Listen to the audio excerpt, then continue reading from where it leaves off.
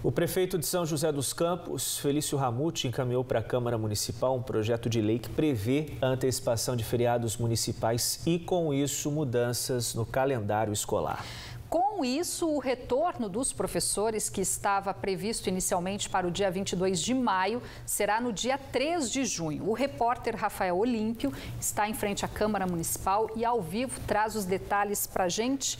Oi, Rafa, muito boa noite. Bom, existe alguma previsão desse projeto entrar em votação ainda hoje?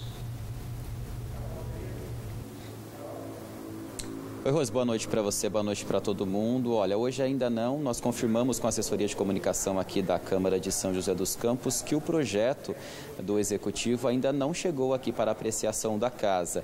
Com isso, a votação deve acontecer apenas na próxima sessão, na quinta-feira. A medida foi anunciada hoje pelo prefeito de São José dos Campos, Felício Ramute, e contempla aí pelo menos 500 funcionários da rede municipal de educação aqui de São José dos Campos. Os professores, muitos deles já trabalham em esquema de home office desde o início da pandemia aqui em São José dos Campos.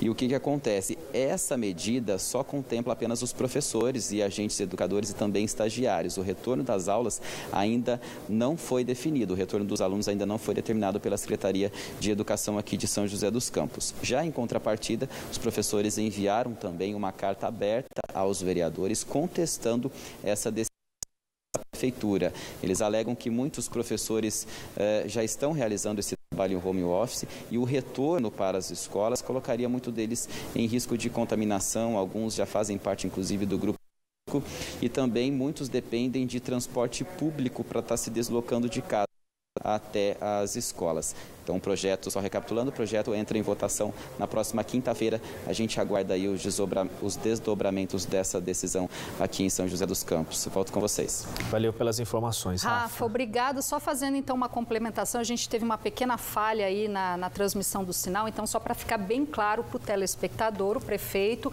fez um projeto de lei pedindo então a antecipação do retorno dos professores em sala de aula, mas não há previsão ainda de volta às aulas, seria só a volta dos professores ao trabalho, então, a partir da próxima semana. E o prefeito de Taubaté, Orti Júnior, também encaminhou hoje para a Câmara um projeto de lei que prevê a antecipação dos próximos feriados municipais.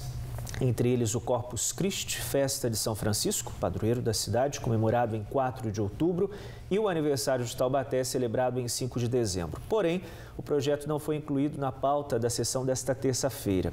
Segundo a Câmara, uma sessão extraordinária deve ser marcada esta semana para colocar a proposta em votação. Se for aprovada, aí é que a Prefeitura de Taubaté vai publicar o decreto com as datas dos feriados antecipados. Ou seja, por enquanto, nada muda em Taubaté.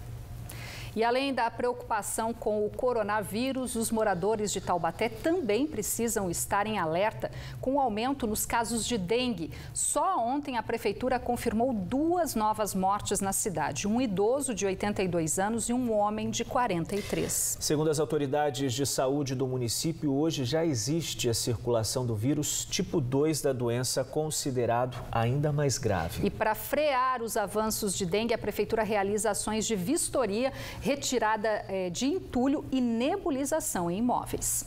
A orientação é a mesma de sempre. Todo mundo conhece e sabe como combater o mosquito da dengue. Mas tem gente que ainda não faz a sua parte. Nesta terça-feira, as equipes da Prefeitura percorreram as ruas do bairro do Secap.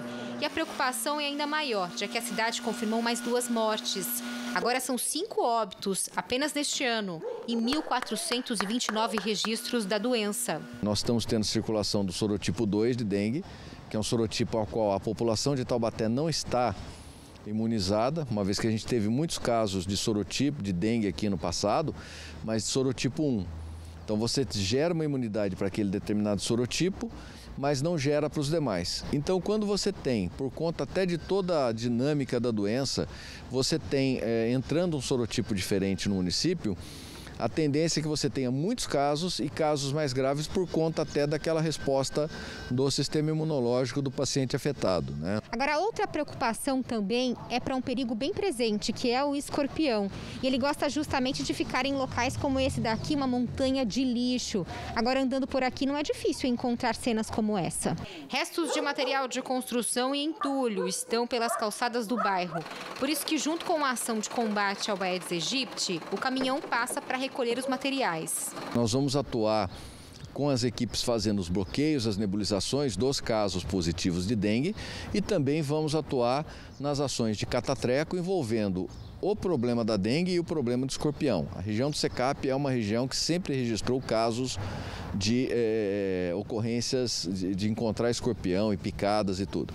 Então nós resolvemos unir o esforço, né, das duas ações, botar as nossas equipes para trabalhar lá para a gente fazer uma ação assim bem interessante do ponto de vista de você retirar materiais inservíveis, você combater o mosquito, né, você combater os criadouros e combater o escorpião também. Há 2 meses, a Nancy conta que encontrou um escorpião no quarto do filho. Ela suspeita que o perigo tenha vindo do vizinho. A casa está abandonada há pelo menos 8 anos. A minha maior preocupação é com o escorpião que eu já achei no quarto do meu filho e com a minha mãe, que está nos fundos. E essa casa, como a minha, tem 2 entradas, na frente e nos fundos. E nos fundos dessa casa tem muito mato. Só neste ano, a prefeitura já recebeu mais de 350 reclamações sobre o aparecimento de escorpiões. Mas se os moradores não abrirem as casas para os agentes de combate a endemias, o problema vai continuar. Eles trabalham com todas as medidas de segurança e não há o que temer. As equipes estão tomando todos os cuidados no sentido de manter esse distanciamento no conversar, o uso de máscara, evitar, por exemplo, não entram várias pessoas, entra um agente por casa, não há uma aglomeração, né? Então isso que a gente está pensando em todos os aspectos, inclusive na questão de passar uma segurança ao morador com relação ao corona também. O tempo não muda nesta quarta-feira em toda a região. Hora de conferir os detalhes da previsão com Amanda Souza da Somar.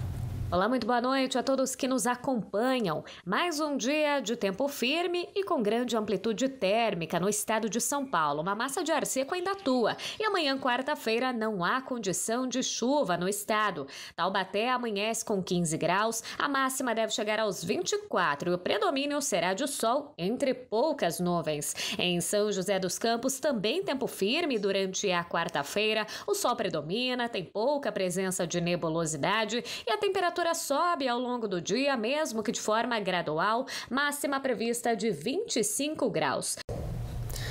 Depois do intervalo, generosidade em época de pandemia. Em Lagoinha, idosos são voluntários em projeto que confecciona máscaras reutilizáveis. Itens são destinados a moradores da cidade. Agora, às 7h14, o Band Cidade volta em instantes.